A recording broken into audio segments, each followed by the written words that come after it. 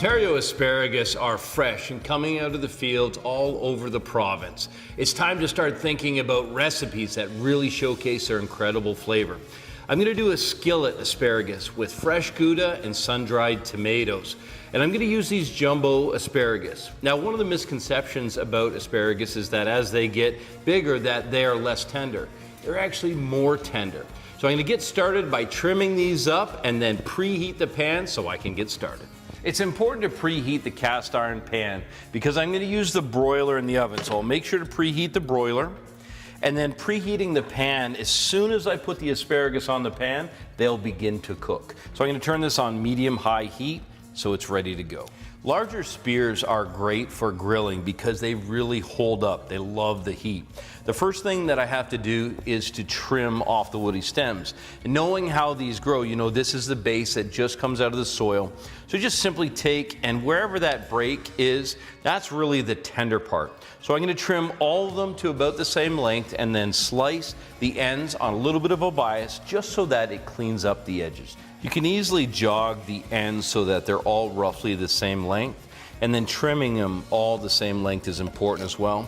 This is for a uniform appearance, but more than that, it's for uniform cooking. With the pan preheated, it's ready to assemble this very simple recipe. I've got some really good extra virgin olive oil that I packed these sun-dried tomatoes in. So the first thing that I'll do is put some on the pan. You can see it's good and hot.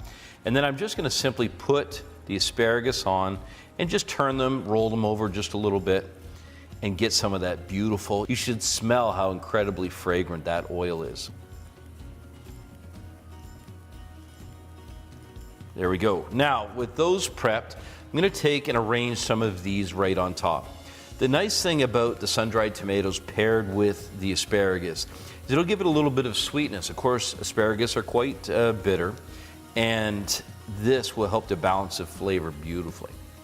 Next, it's time for the Gouda.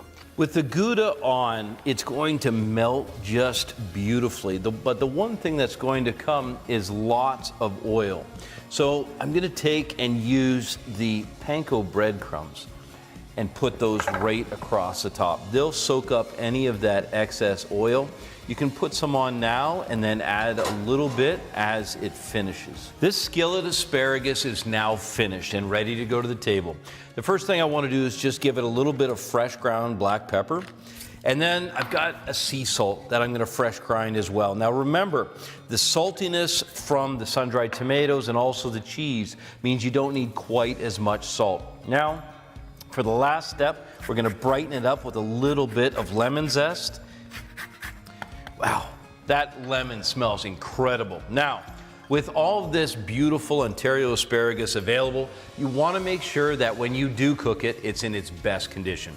So when you're storing the asparagus in the refrigerator, remember, the refrigerator is a giant dehydrator. So the way you combat that is to simply wrap the base in a moist paper towel. So get it good and wet, wrap it around the base tightly, then tuck this in a bag and close it up. Put it in the refrigerator, keep them firm and keep them ready for the grill, for roasting, however you enjoy them. Ontario asparagus are incredible.